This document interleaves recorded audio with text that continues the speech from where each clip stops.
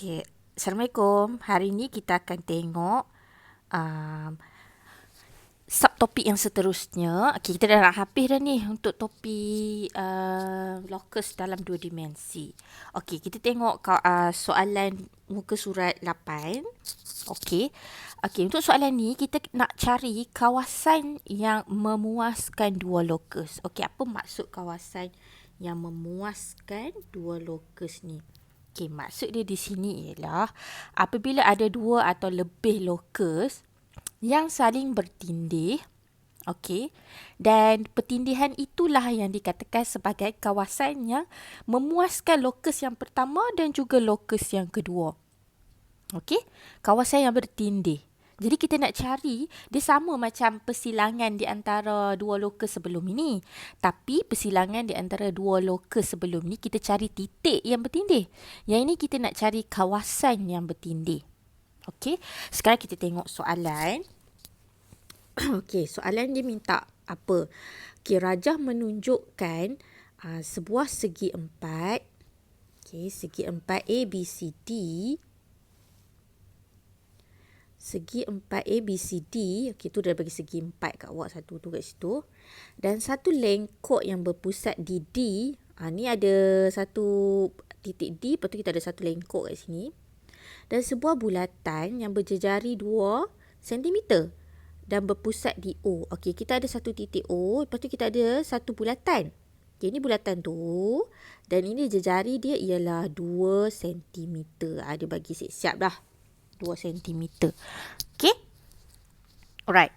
So, kita tengok berdasarkan soalan. Dia kata apa? Berdasarkan rajah, nyatakan kawasan bagi. Okay, yang pertama. Okay. Saya cakap apa tadi? Kalau kawasan ni dia mesti di antara 2 atau 3 atau lebih locus lah. Tapi untuk level awak ni kita bagi 2 locus je yang bertindih.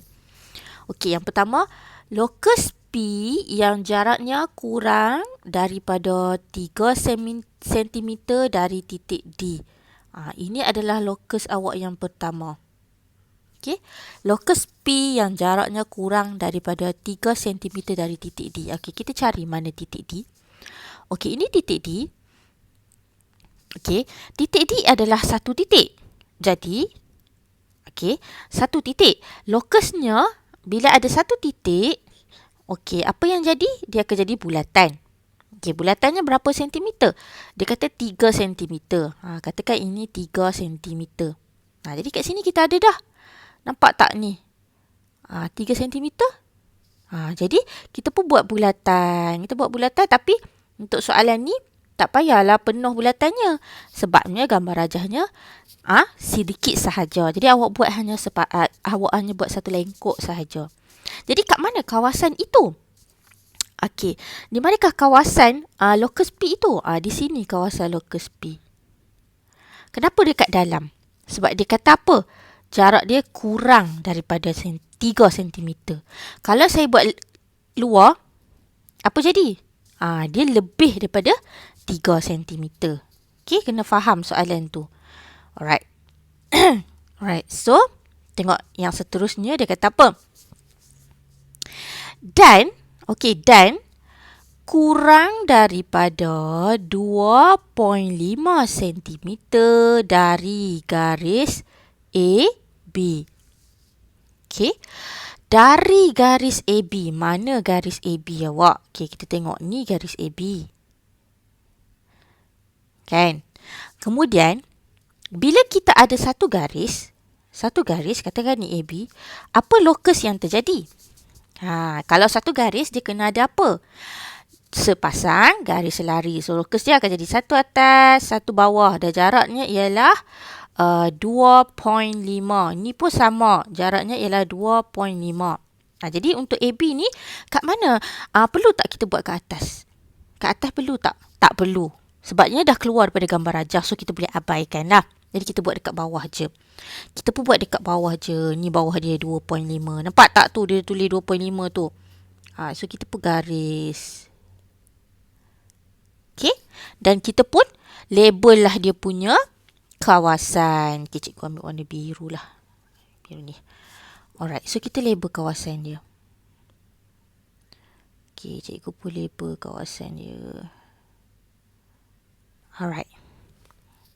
So, sekarang ni cikgu nak tanya awak. Kat mana kawasan yang bertindih? Kawasan yang bersilang, yang memuaskan dua lokus tadi.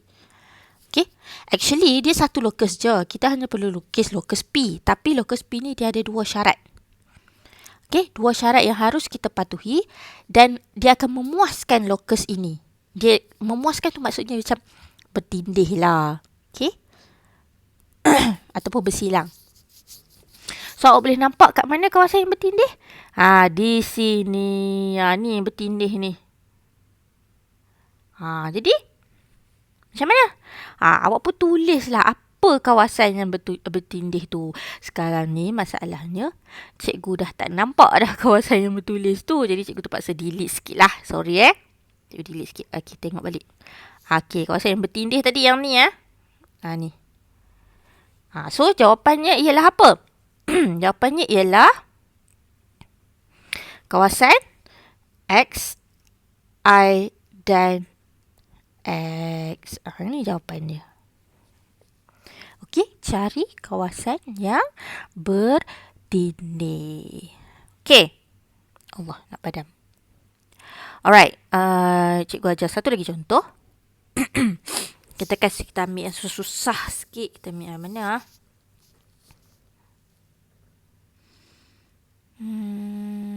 Kita ambil C. Kita tengok soalan C. Boleh? Kita baca soalan C. Okey, dia suruh kita cari kawasan lokus R yang jaraknya lebih daripada 2.5 cm dari garis DC. Okey, ini yang pertama. Okey, mari kita tengok mana garis DC. Okey, ni garis DC. Okey, ingat balik kalau satu garis, DC, lokusnya akan jadi apa? Sepasang garis lari. Jaraknya berapa? 2.5.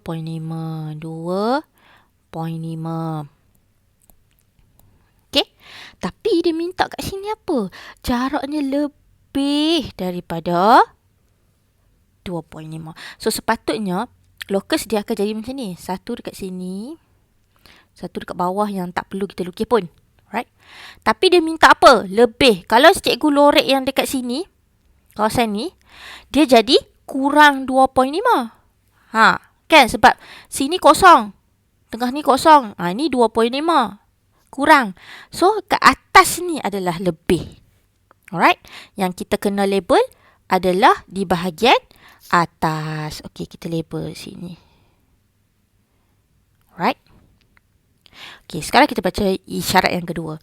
Okey, tetapi kurang 2 cm dari titik O. Titik O. Mana titik O awak? Okey, kita cari. Okey, ni titik O. Ni tengah-tengah ni. Okey, bila ada satu titik, lokus yang jadi ialah bulatan. Dan bulatannya berapa? 2 cm. So, 2 cm kat sini. Okey, tu 2 cm kan? Tapi dia minta apa?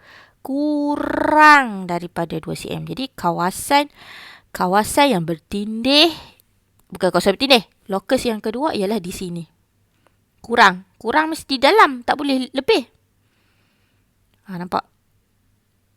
Tak apa nampak sangat kan? Terang sikit.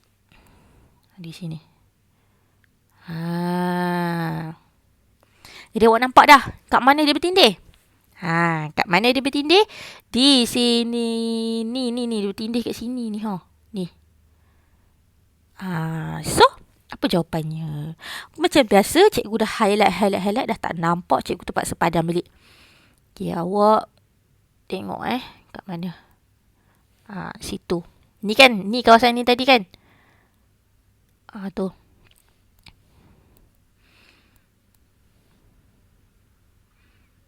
Tu kawasannya. So, jawapannya akan jadi apa? Nampak kawasan ni kita ada apa? X, I, X1, 1 dan juga 2. 1, 2. Ini jawapannya. Ada 3 kawasan yang memuaskan lokus RQ. So, macam mana? Faham tak? Saya rasa mudah je ni. Awak kena cuba buat, okay? So, macam biasa, awak buat A, B, C, D, E. Alright. Dan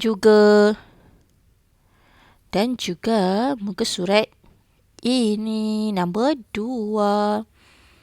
Okay, nombor 2 ni pun sama soalannya macam yang tadi. Okay, cuma cikgu nak ingatkan, kalau ini maksudnya apa? XF kurang daripada F. Right? Ataupun cikgu ajar satu contoh lah. Cikgu ajar awak satu contoh. Katakan kita pilih contoh soalan apa awak nak? Soalan pertama ke? Soalan yang kedua lah. Kita ambil soalan yang kedua yang macam susah sikit. Okay. Sebelum tu baca soalan. Raja menunjukkan segi empat sama ABCD dengan sisi 8 cm. Oh, sisi dia 8 Ni semua segi empat sama. Ni 8, ni 8, ni 8, ni 8. Dua semi bulatan yang berpusat di E dan F dilukis pada segi empat tu. Oh, maknanya kalau sini 8, sini apa? Jejari 4, 4. Ni 4, 4, 4, 4 jejari. Okay. Sekarang kita baca soalan. Dia suruh berdasarkan raja, nyatakan kawasan bagi lokus Y yang sentiasa bergerak dengan keadaan YE lebih besar daripada 4 cm. Okay, YE. Y ni ada ke tak? Y ni tak ada. Y lah yang kita nak lukisnya. Lokus Y. Jadi abaikan Y tu, kita tengok E sahaja. E lebih besar daripada 4. E ni bermakna apa? Satu titik. Okay. Satu titik. Jadi kena buat apa? Kena buat bulatan. Mana E awak? Okay, tengok balik E awak kat sini. Ni E awak ni.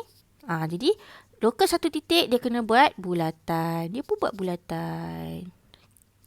Allah, bulatan saya teruknya. Sebab saya punya ni auto tau. So abaikan dia macam dia tetap jadi macam tu juga. Tak apalah, cikgu lukis je lah. Macam ni.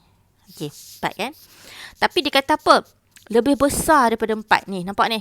Lebih besar daripada 4. Jadi, kawasan yang harus awak lorekkan di mana? Di sini. Lebih besar daripada 4. Dia tak boleh kurang. Kalau kurang, ya awak lorekkan kat dalam ni.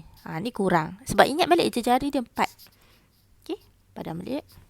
Alright. The next one. Dia kata apa? YF lebih besar pada 4. Oh, sama juga. Okay, Y tak ada. Abaikan Y. Jadi, kita nak cari lokus titik F. Lebih besar daripada 4. Okay, mana titik F awak? Okay, kita cari titik F awak kat mana? Ni titik F awak tu. Dan bila satu titik, lokus yang terjadi ialah bulatan. So, sini bulatan. Tapi dia minta apa? Lebih besar daripada 4. Jadi kita kena lorek kat mana? Mari kita lorek. Okay, cikgu tukar dulu.